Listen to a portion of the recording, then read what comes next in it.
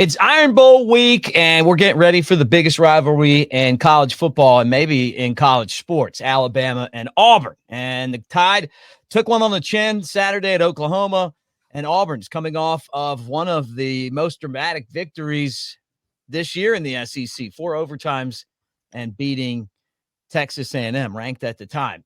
We're going to talk about that. Jalen Milroe, is he ready to win the Iron Bowl? Or should Alabama have some of the other quarterbacks ready just in case and be ready to pull the trigger? That and more right here on the Bama Tailgate YouTube channel. Like and subscribe. Thumbs up. Let's go.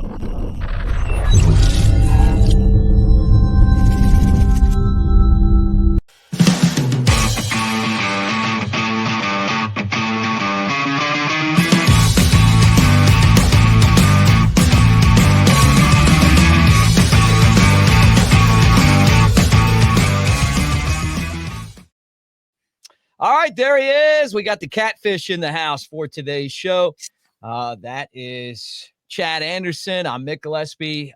Cat, good to talk to you, man. We are still kind of reeling after the Iron Bowl game, but I will tell you that I'm at Broadcaster Mick on Twitter. That's at Real Dad Chad. Did I get that? Mortgage Dad Chad. Mortgage Dad Chad. Mortgage Dad. Even better. All right, Cat. Look, at Pissed Off Dad. Pissed Off Dad. You called me this morning with some fire in your voice, and I said, okay, you know what? We're bringing this to the people. Jalen Milroe, just a bad performance, 3 interceptions. Yep. Lack of leadership. Couldn't do anything with the blitz. Nope. And then that interception, I want to hear what Kalen DeBoer had to say about that. Not a great effort to get the guy down, so it turned into a pick 6. Is it time? Is it time to look at other options going into this game? Your thoughts on Jalen Milroe? I think it's okay to have a quick trigger. Like, I think that's where we're at. You got to have a quick trigger because we've seen it now. Like, when Milroe's on, he's on.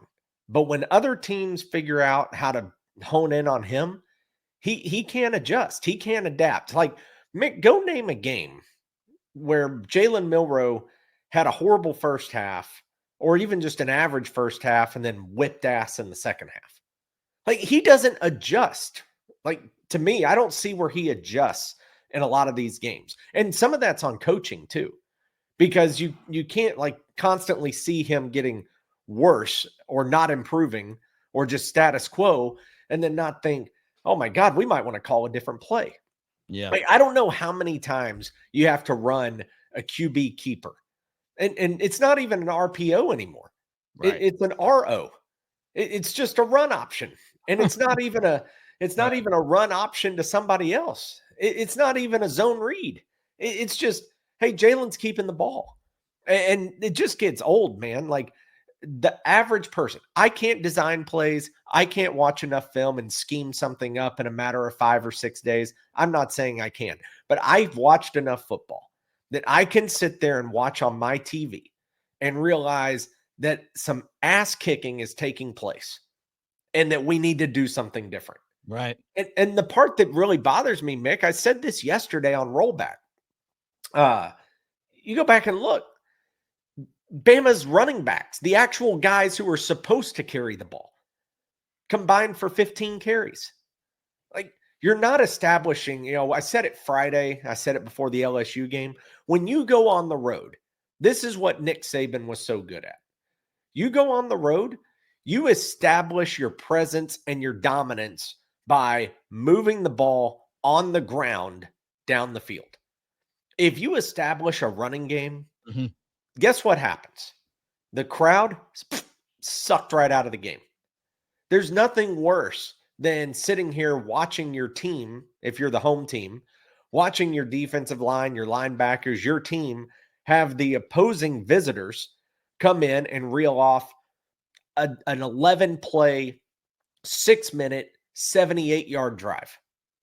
Those things are killers. They kill the morale. They make you feel helpless. It sucks to watch your team have that happen to them. And Alabama didn't do any of that. And the point is, fine, if that's not the game plan to begin, that's okay.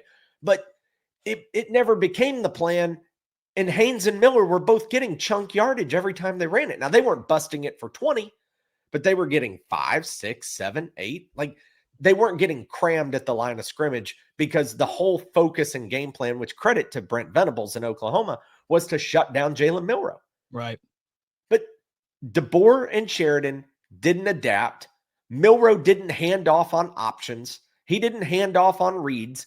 He just kept keeping the ball. And I got real bad news for you. You were calling I got real bad news for everybody. Auburn's defense ain't that bad. They're holding opponents to under 5 yards per play. Guess what else they're doing? They run a read option themselves. Guess what Alabama couldn't stop Saturday night? It is set up to be a very demoralizing weekend. And I hope I'm wrong, but Jalen Milroe has to quit being selfish. Hand the ball off, dude. Right. You have options. You're an option quarterback. It's not a Milroe system. It's an option system. Right. Yep. Well, let me play the clip from DeBoer talking about the effort on the interception. You tell me, I mean, is he defending him? Do you think this is a good enough answer? Yeah. I mean, he's got to find a way to get him out. He's a good enough athlete to where either using the sideline or forcing a cutback. It's not something you spend a lot of time practicing. That's not a position he's in. He's got to find a way to get him out of bounds. And so I trust Jalen to do a lot of things, and I trust that he can get him down. And so, find a way to get the defense out there, find some way possible, hold them to a field goal. Those are things we want to try to do. But, it's not something you practice a lot, and I blow the whistle dead every time. Obviously, I don't want guys tackling each other in practice, especially the quarterback. So find a way, that's what I would say. So he said, find a way. That's what he would say. I mean, for DeBoer, that's kind of like, that's about as tough of language as you're going to see him use. Yeah. I mean, you're not going to go publicly rip your quarterback, though.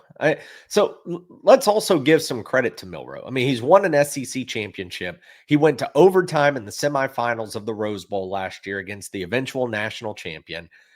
He beat Georgia handily, had one of the greatest games in Alabama history against Georgia from a quarterback position, almost had 500 yards on his own in that game. He destroyed LSU 2 seasons in a row. It's not like he has sucked for 2 years. The problem is that the drop-off is so drastic from one Milroe to the other. And the bad Milroe I don't know what it is. I don't know if he can't swallow his pride. I don't know if he's waiting on the coaches or if the coaches are in his ear. Keep doing it. Keep hammering it. Don't change anything. I don't know the answer to that. But all I know, Mick, is I'm staring at some statistics here. And against Wisconsin, Milroe, 14 rushes, 75 yards. Against Georgia, 16 rushes, 117 yards. Against LSU, 12 rushes, 185 yards. Right. Okay. Now, look at the losses. Oklahoma, 15 carries, 7 yards. Yeah, right. Vanderbilt, 7 carries, 10 yards. Tennessee, 14 carries, 11 yards. The South Carolina game where you barely beat Carolina. Not that they're a bad team, but you're supposed to be top 5 quarterback here. 18 carries, 36 yards, 2 yards per carry. So my thing here is that teams that hone in on Milroe, then that causes problems. Alabama either loses or they win at the bell, and that's it. Well, I feel like when he's running the ball, it's like the running backs are getting yards, and then as soon as they got to worry about the running backs, it doesn't feel like it's vice versa. It's like, hey, we got to stop the running backs. Oh, there's Milroe. But some of those runs were just like they blitz. And he just ran into the line and fell down. Some of them, like he's running, and the space is if he cuts to the left inside, he's cutting outside and going backwards and getting tackled.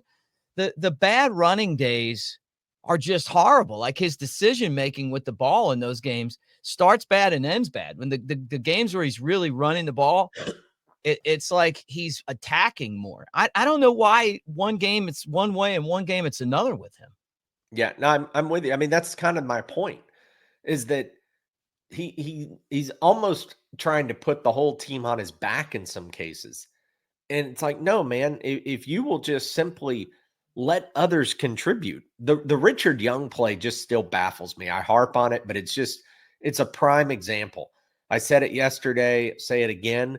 When Richard Young is in the game, that's the third string running back for Alabama. If you do a zone read with Richard Young in the backfield, ain't a damn defender on the Oklahoma side thinking Richard Young's getting the football. They're saying if Richard Young gets the football and rips one off for 25, so be it. The third string running back got us. They're not going to let you rip one off for 30, Jalen. Like, that's the thing. So if he's the decoy, that's a horrible decoy. It's that kind of like idea and play calling. And maybe it's on Milroe, not the coaches. I don't know. We won't know. But that's my point there, is that you got to figure it out. If they're collapsing on you, if that's their game plan, hit the hot read like you did with Kobe Prentice. Right.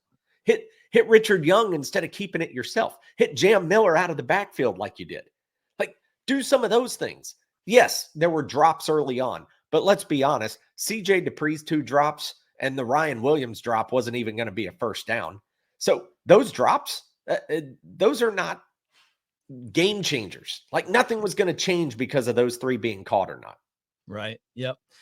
Well, I mean, as we kind of look at the other options, Ty Simpson, Austin Mack, and Dylan Lonergan. I mean, those 3 guys you would think would be able to throw the football pretty effectively. Yeah, I mean, the only one you're bringing in is Ty Simpson. That's the only one who's got a shot here. But I will say this: Alabama comes out slow on Saturday.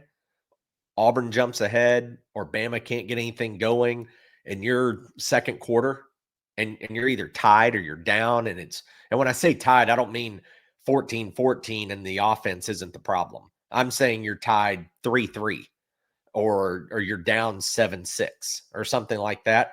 Right. I wouldn't be surprised if you see Simpson at that point, because you're gonna need something to change. You think they're ready to make that move? I think that when the games, it's evident though.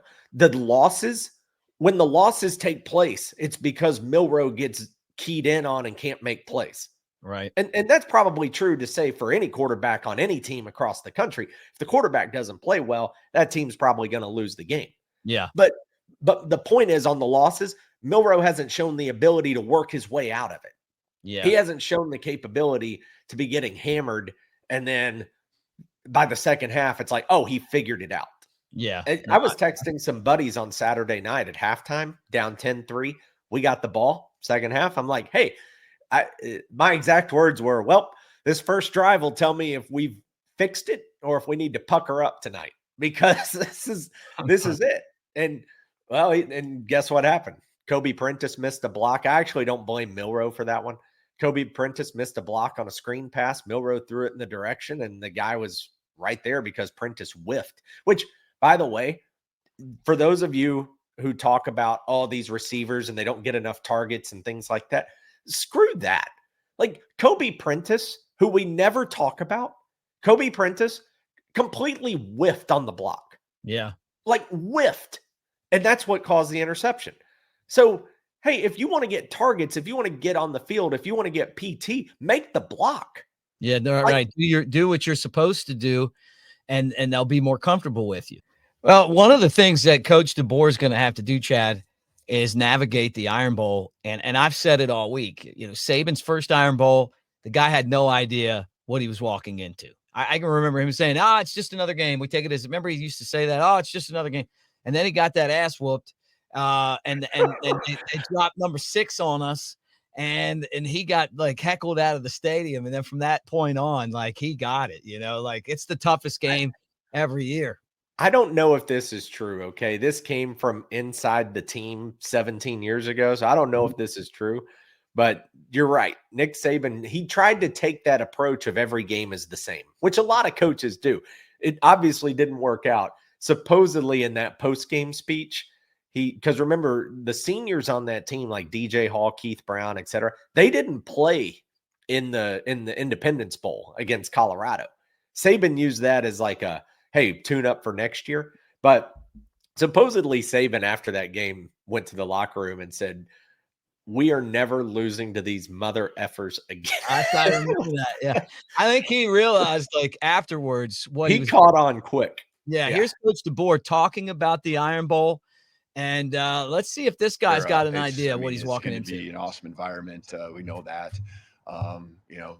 Love playing the game at home, right? We get a chance to be undefeated. That's a sidebar. No, but be undefeated at home, it's a big deal. It's always been a big deal to me, and that's where we're at as a team.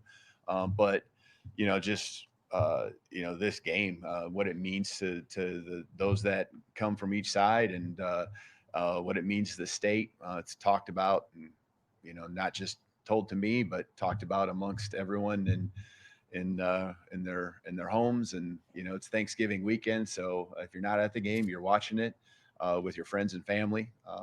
So heard stories of families being divided because of it, in many different ways. So that's what rivalry games are all about, and I know this is a rivalry that's on another level. All right.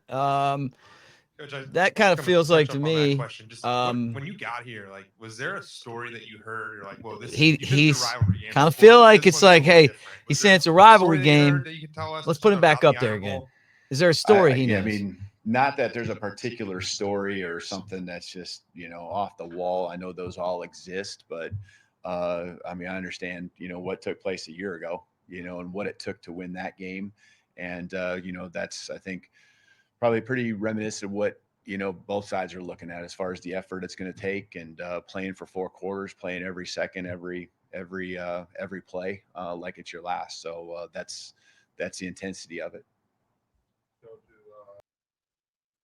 All right, there you go, Kat. What do you think? Are you confident that this guy knows what he's walking into, or does it sound like a guy that's like, well, it's a rivalry game? I mean, he did play in, what do they call that? The Apple Cup game? Apple Cup, baby. Yeah.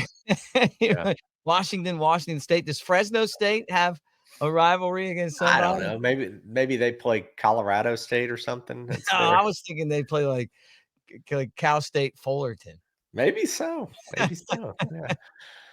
Man, nobody knows what the Iron Bowl is like until you experience an Iron Bowl. And that's the problem with a first-year coach. That's the bummer.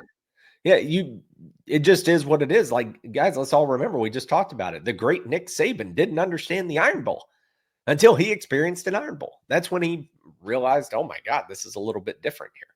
So that's going to be an uphill battle for Kalen DeBoer. That's going to be tough because he just doesn't understand it. And you can't. No one can prepare you for the ramifications if you lose. They just can't. And that's a little bit of a scary thing. Now, I will give some credit. Last year, I remember this specifically about the Apple Cup. Washington had the ball. They had to lead. It was under 2 minutes. They had it 4th and 1 at about their own 30. Okay. With the lead, I want to say it's a 5-point lead at home. Washington State, whole deal, right? And they've got national title hopes on the line here. Like, Washington's wanting to go to the playoff. And DeBoer went for it on 4th and 1 from his own 29 or 30, under 2 minutes, leading by 5 at home. And he did that because he knew, I get 1 yard, game's over. We're going to the Pac-12 title game against Oregon. We're still alive for the playoff. I'm not going to kick it away and give Washington State a chance to beat us in the final 90 seconds. So I will give him a ton of credit. You got to have some stones to be willing to do that. I'm not talking about midfield or at their 35. I'm talking you don't get it. They're 29 yards away from beating you. Yeah, right. And he did. So it's good that he understands, hey, I'm not losing these rivalry games, or I'm going to control the outcome. But yeah, the houses aren't sometimes divided, or you've heard of it. Kalen, they are divided, man.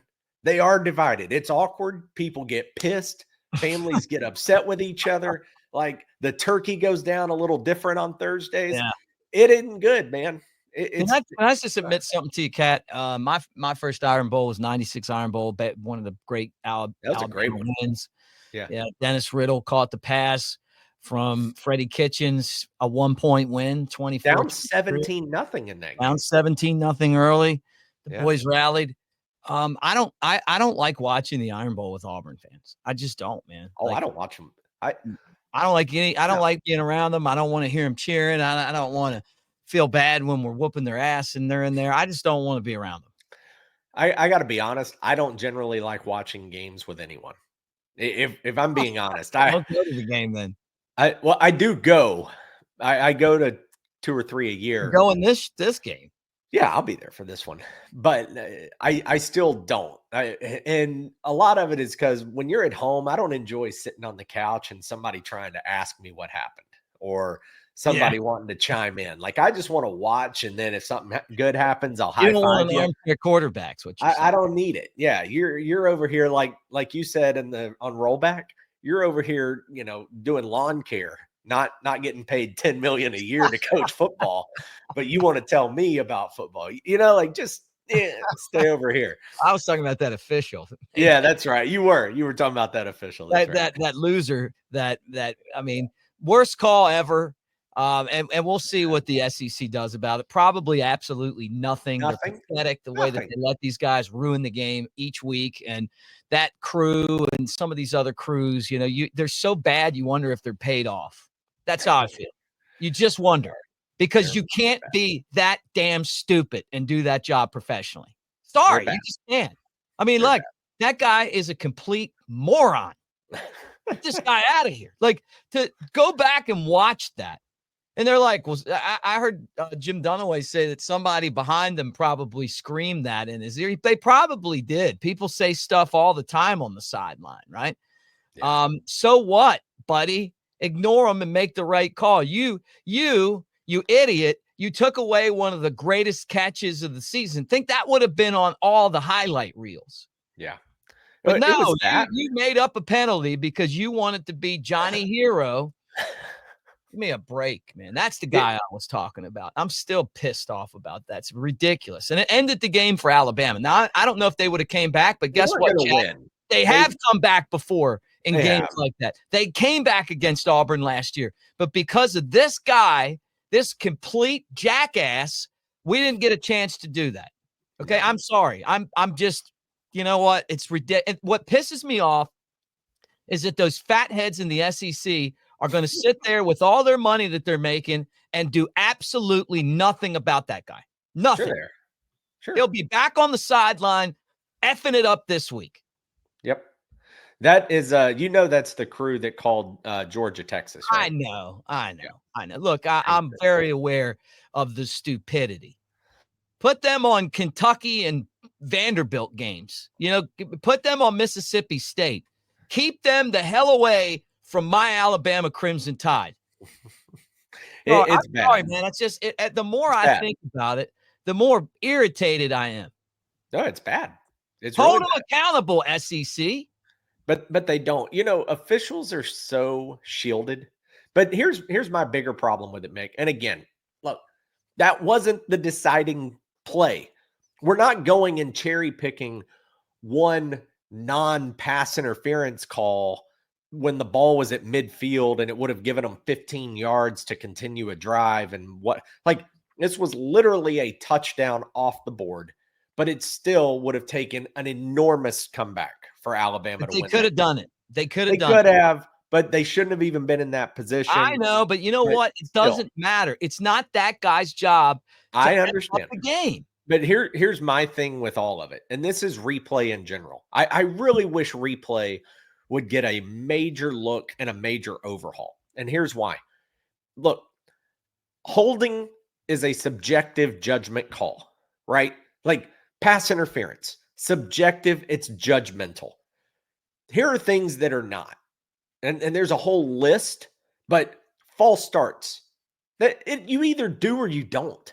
There's no in between on a false start. Offsides. You're either offsides or you're not. They already do allow a review of 12 men on the field. Why can you challenge 12 men on the field and get a 5-yard penalty that way? But you can't challenge or go back and look and go illegal formation. No, it's not.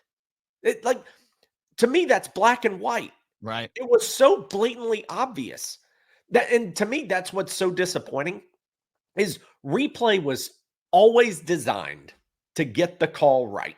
It was to take a misinterpretation of the rule or a missed whatever you want to call it, but a non-judgment. Or if you called something a fumble, you can correct it. If you call something a catch, you can correct it. If the clock ran too much and there should be a couple of seconds on there, you can correct it. Like, all those things are easily correctable. And I'm not saying slow the game down and review every single play. But what I am saying, that it needs to be reviewed. But what I'm saying is that was a major impact on a game. Mm-hmm. Reviewable plays, that one is right on the list. Like, there's no reason you can't make that reviewable, along with other things. Yeah, right. Because it's black and white. Yeah, right. If you don't want to pay to get the best, to train the best, to have the best, to use the best, then at least have replay to clean it up when idiots like this guy are just going to make calls up and change the outcome of games. Now, I'm not saying that. Look, I'm not saying Alabama's going to come back, Chad, but I saw them come back against Auburn a few times in games where 10 minutes to go, all of a sudden, you get a touchdown. They try to run the ball, they fumble it, you get it back, and then miracles happen. That's why you play the last 10 minutes. It is. You know what? It's just idiotic to have these guys out there. And you know what? Everybody's upset. Like, oh, they're throwing bottles on the field. That's a bottle. I want to throw it at that guy. That's for him. No wonder they're throwing bottles. You're paying $200 to get into the damn game, and you got some guy that's a yard man that's out there refereeing games, then screwing it up. Whole thing. I got to get off this topic because it's bad. It's just it puts me in a bad. It's not just Alabama, though. It's not just Alabama either. The whole sport. It's the whole sport because you have bad calls. The Georgia-Texas call where they threw bottles and they reversed it. At the end of the day, they got the call right. Right, because they saw that. We were on the road. We couldn't throw our bottles at them. They refused. I know that a lot of people are saying, hey, man, you know what? Let's be careful with the bottle throwing and let's not do that. I say, let's throw bottles until we get good officials. No, I'm just kidding. But I don't hurt. But, man, I'll tell you what. These guys, that group of officials needs to be on the bad game every week. And that's it. You know what? And the SEC needs to take some of that money that they're over there counting like this. Like my grandfather, you ever seen people do this, Chad? They lick their money and count it. So that's when they have a lot of money. And like that, they're over there counting their big stacks. Hey, divvy out some of them stacks for better officials. Yeah. All right. Final thoughts. You got me all riled up. I'm probably going to get canceled by some people, but you know what? I don't care. Man, here's the thing is that Alabama is in a spot where you probably played your way out of the playoffs. There's still a chance. We'll see what happens with the rankings. We'll see what happens in rivalry weekend. I mean, there's some crazy stuff that happens, but there's still a shot. It's a long one. I don't even know that you technically deserve it after that embarrassment. But here's what I will say is that at this point, you're going to find out two things. You're going to find out how well the coaching staff can adjust and get the team back up after that kind of a loss. Right. Because now it's all about pride and it's all about your rival and how much this game means to so many people in the state. I talked about this early in the year with you. Alabama, a lot of times, I feel like has lost its intensity from a crowd standpoint. Yeah. Because Alabama has done such a good job of bringing in students from other areas of the U.S. Right. Mick, they didn't grow up hating Auburn like you and I did. They come from California or Texas or North Carolina or whatever. They love Alabama, fine. Mm-hmm. But they didn't grow up with their best friend as an Auburn fan and you just want to punch his lights out the week of the Iron Bowl. They didn't do that. So Nah. that's one. That's one. Yeah, And I then- played lacrosse against them, and they were just throwing bottle caps at us and stuff. Yeah. Their fans were terrible. It was at Auburn, and when we beat them the next year, it was beautiful. Beautiful, man. And they killed us. We physically killed them. We came into that lacrosse game, and we just wanted to run over them. The next thing you're going to find out though is did the team are they going to show up or did they quit? And that's a battle that the coaching staff, and that goes hand in hand with the first point. But does the team Deontay Lawson too, man? You know, you're missing Deontay Lawson. That's a big loss right there. Huge loss. Yeah. So we'll see what happens, man. But those are all big deals. All right. We'll see. All right, guys. Look, couple things. Pearl River Resort over in Philadelphia, Mississippi. Talk about those guys every time that we do the show because they bring you the channel, man. I mean, like, they're our guys. We just spent the weekend there. We did the tailgate show from Dancing Rabbit Golf Club. It was awesome. The Azaleas, the Oaks. We ate at Philip M. Steakhouse. The chowder, I'm going to tell you this right now. And Kat, when you come over and hang out with us, that's when you sit down and they're like, hey, what do you want? And you're like, yeah, the seafood chowder, right? And then you get this chowder and you're thinking to yourself, like, I'm not a big chowder guy. You know, it's unbelievable. Like it's their signature dish. And then you get it and you're like, man, like unbelievable. You know, I got that in a steak. You have to hang out with Jake Coker and some of the folks there, our friend Bo Bounds from Mississippi Radio. We had a blast, man. Our buddy Ryan, just hanging out, and we went over to the sports book and kicked it there.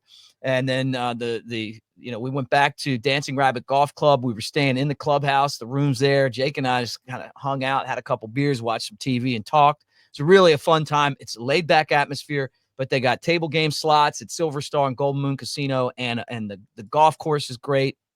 The spa, awesome concerts. So check those guys out. Now, the other thing that I want to remind you guys is the holidays come. Use our discount code Bama Tailgate at newlifeart.com. Bama Tailgate. Use that promo code, get a discount.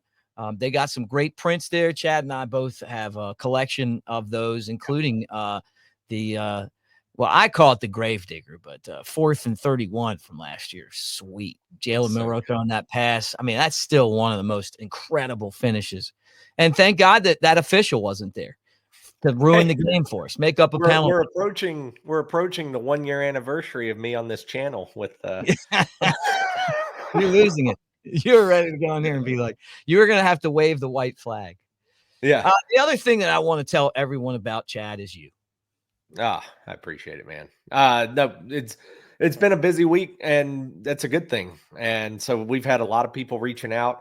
Rates have actually started to trend a little bit better over the last week or so. So that's been nice. But biggest thing is, I don't think people understand a lot of times what we can do to help save. And over the last 2 months, sellers on average are paying over $20,000 towards your closing costs on average, literally. So we've used that money to buy down interest rates, get you into the 4s or the 5s for the first year or two, cheapen the monthly payment, bring literally nothing but the down payment to closing. We've had situations where people bring nothing to closing. And then on the refinances, we've been saving on average $600 to $700 per customer per month on that. So it's been a nice time. Holiday season's here. Credit card debt, unfortunately, is a little out of hand in this country. So phone numbers there, 256-509-8200, Chad at chadwickanderson.com. Hit me up and we can talk Iron Bowl as well. I got a lot of anxiety building up this week. So I could use some people talking mortgages to get my mind off of it right now. Right. And I hope the team's as pissed off as I am about so pissed everything that went happening last week, because they win this one. And you know what? I got to give this one, DeBoer could be an A- first year, or he's going to be a C-. There's no middle. It's a big one for DeBoer. After losing Oklahoma, this is a big one. Really big. All right, guys, get in the comments section. Roll Tide, everybody. And we'll talk to you guys again tomorrow, or maybe today. Who knows?